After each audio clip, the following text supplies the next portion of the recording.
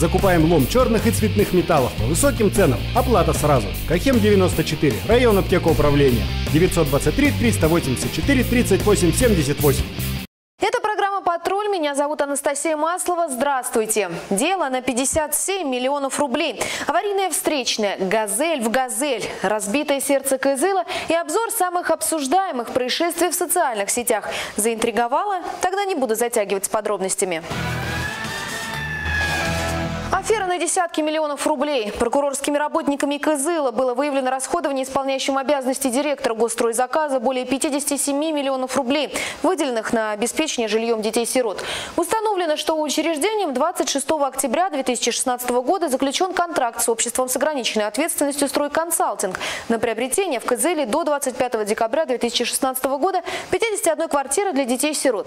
Проверка показала, что исполняющий обязанности директора Госстройзаказа ознакомился с техническим состоянием жилых помещений, предоставленных подрядчиком, недостатков не выявил и подписал акты приема передачи 51 квартиры для детей-сирот. На основании подписанных документов на расчетные счета ООО «Стройконсалтинг» было перечислено 57 миллионов 182 тысячи 330 бюджетных рублей. Вот только, как выявили сотрудники прокуратуры, названные в акте приема передачи 3 жилых дома по улице Кахем не построены. Один из домов возведен до окон первого этажа, под второй дом заложен фундамент, строительство третьего дома вообще не начато. Материалы проверки были направлены в следственные органы. Сотрудники Следственного комитета возбудили уголовное дело. В настоящее время по нему проводятся следственные действия, направленные на установление всех обстоятельств совершенного преступления. Страшное ДТП произошло 23 апреля в Кызыле. Глядя на то, во что превратились машины после столкновения, бросают в дрожь, а воображение рисует жуткие картины. На улице Шлакоблочной 30-летний житель столицы, управляя Toyota Хайс, выехал на встречную, где практически лоб в лоб столкнулся с ВАЗом. В последнем вместе с отцом и бабушкой находилась 8-летняя девочка. В результате ДТП в резбольницу номер 1 города Кызыла с травмами различной степени тяжести доставили водители обеих машин и пассажира ВАЗа. И еще одном ДТП, которое произошло 21 апреля уже в центре Кызыла. Участниками аварии стали 2 маршрутные «Газели». В момент ДТП в них находились 19 пассажиров. По предварительным данным, водитель, допустивший столкновение, управлял транспортным средством с неисправной тормозной системой. Один из участников аварии рассказал, как все было. Остановились под красный на светофорное Ирала. Он ехал с Домбыта, и он сказал, что с Домбыта у него тормозов уже не было. И он как шел, вот человек как раз рядом со мной был. Он говорит, как шел, так и ходом меня с Наирала видел, как меня ударил взад. Со всего маху, без тормозов. Он говорит, 5 или 6 скачков было, говорит, тормозов нету. Пострадал кто-нибудь? Пострадали 4 человека. В настоящее время следователи выясняют все обстоятельства произошедшего. ГИБДД отметили, что авария еще раз говорит о необходимости проведения сотрудниками полиции проверок, направленных на повышение безопасности пассажирских перевозок. Дорожные полицейские рассказали, что за 3 месяца управление ГИБДД по республике Тыва выявило 17 транспортных средств, в конструкцию которых внесены изменения без разрешения госавтоинспекции. В 16 случаях недостатки устранены, в одном аннулирована лицензия. Сейчас узнаем, сколько всего ДТП с пострадавшими произошло за неделю. Официальная сводка ГИБДД далее. С 18 по 24 апреля в Республике Тыва зарегистрировано 7 дорожно-транспортных происшествий с пострадавшими. В них 13 человек получили травмы разной степени тяжести. За неделю в Туве инспекторы задержали 71 водителя в состоянии алкогольного опьянения, из них 4 автоледи. Красный мой, зеленый общий. Видимо, таким правилом руководствовался водитель внедорожника, который нарушил ПДД на улице Лапсанчапа. Видеоподтверждение нам в редакцию прислал наш телезритель и очевидец произошедшего. На этих кадрах мы видим, что машины останавливаются на красный сигнал светофора перед пешеходным переходом. Однако сигнал запрещающим оказался не для всех. Водитель внедорожника продолжил движение. Отмечу, что в это время дорогу начал переходить ребенок. Присылайте и вы видео на нашу электронную почту. А пока о происшествиях, случившихся за пределами нашей республики. Интернет-обзор далее. Опасный маневр, который чуть не закончился трагично. В Новосибирске водитель седана совершил обгон и едва не врезался со встречным автомобилем. Доли секунды хватило автолюбителя, чтобы вернуться на свою полосу и избежать ДТП. А вот избежать наказания за опасный маневр водителю вряд ли удалось. Рискованные манипуляции на дороге заметил инспектор, который дежурил неподалеку. Массовое ДТП произошло на одной из улиц Владивостока. Там девушка за рулем Мерседеса протаранила 11 автомобилей, после чего попыталась скрыться, но уехать далеко не получилось.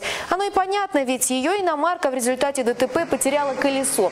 Что стало причиной такого странного маневра автоледи, непонятно. Ясно одно – скорее всего, ремонт разбитых авто даме обойдется в копеечку. В Воронеже бетонная глыба едва не свалилась на голову маленькому ребенку, гулявшему с дедушкой. Видеозапись с камер наружного наблюдения попала в сеть. По словам авторов публикации, глыбу могли сбросить подростки, которые за несколько минут до случившегося зашли в подъезд. Куски от бетона разлетелись во все стороны. Досталось даже припаркованным машинам. По словам жильцов дома, ранее из подъездных окон летели бутылки и мусор. То, что в этот раз прохожие отделались испугом, счастливая случайность. А ведь все могло быть куда более печальнее, если бы дедушка с внуком задержались на минуту в месте падения глыбы. В Омске водитель Mitsubishi Lancer заметил прикрепленный к колесу автомобиля трос, на конце которого был предмет, внешне похожий на ручную гранату. Мужчина вызвал спецслужбы. На место прибыли сотрудники ФСБ, полиции, Росгвардии, взрывотехники ОМОН. Среди первоочередных задач была эвакуация близлежащего детского сада. Как пояснили в пресс-службе областного УМВД по Омской области, специалисты обследовали автомобили и действительно обнаружили на колесе предмет, конструктивно схожего с гранатой. Саперная группа Росгвардии установила, что перед ними ручная оборонительная граната F1 с запалом и перевели взрывное устройство в безопасное состояние. Боеприпас был передан экспертам-криминалистам для проведения исследований. Силовикам предстоит выяснить, муляж это или реальное взрывное устройство. Делитесь и вы интересными материалами в нашей группе ВКонтакте «Тува в объективе». В Туве вступили в силу ограничения для большегрузного транспорта. В разных регионах страны так называемая весенняя просушка дорог вводится в различные периоды времени, в зависимости от климатических условий местности. Закрытие дорог для тяжелого транспорта позволяет сохранить трассы в период, когда они наиболее подвержены разрушению из-за переувлажнения почвы.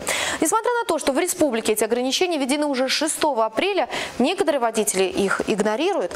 Так, с введением ограничений сотрудниками ТВА «Автодор» и Госавтоинспекции республики уже зарегистрированы случаи нарушения запрета. Ограничения транспортных средств как с 6 апреля как продлили. Бывают случаи, когда проезжают большегрузные и крупногабаритные транспортные средства. Поэтому вместе совместно с гаишниками и транспортной инспекцией мы останавливаем машины, чтобы не приезжали или получали разрешение. По данным ТВА «Автодора», сотрудники весового контроля проверили около 100 транспортных средств. 8 из них двигалось с нарушением весовых норм, которым были выписаны штрафы в размере более 76 тысяч рублей. Также по дороге Сыроксеп-Кызыл двое водителей большегрузного транспорта проигнорировали требования инспекторов. Более того, они попытались скрыться. Остановить и задержать нарушителей дорожным полицейским удалось лишь в поселке Кахем. Водители тоже оказали сопротивление нашим требованиям. В отношении их была применена физическая сила и специальные средства. И для дальнейших разбирательств они были доставлены в МО МВД РФ Козельский. Сами же водители признаются, они знали об ограничении для большегрузов, вину признают. Так, в отношении правонарушителей будет разбирательство, в ходе которого им и их работодателю будут выписаны штрафы в крупном размере. Разбитое сердце Кызыла. Вандалы испортили установку на Арбате. Надпись о любви к нашему городу сломана и уже, между прочим, во второй раз. Это происшествие до глубины души возмутило жителей столицы. В социальных сетях они высказывали свое негодование, а тех, кто это сделал, называли, мягко говоря, дикими людьми. Личности вандалов пока не установлены, но многие горожане надеются, что разбитое сердце Кызыла восстановит, а виновные все же понесут наказание. Хочется в это верить и нам. Ну что же, на этом с ноткой надежды выпуск программы «Патруль» подходит к концу.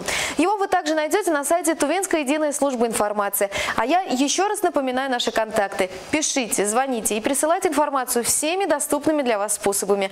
Берегите себя и своих близких. До встречи!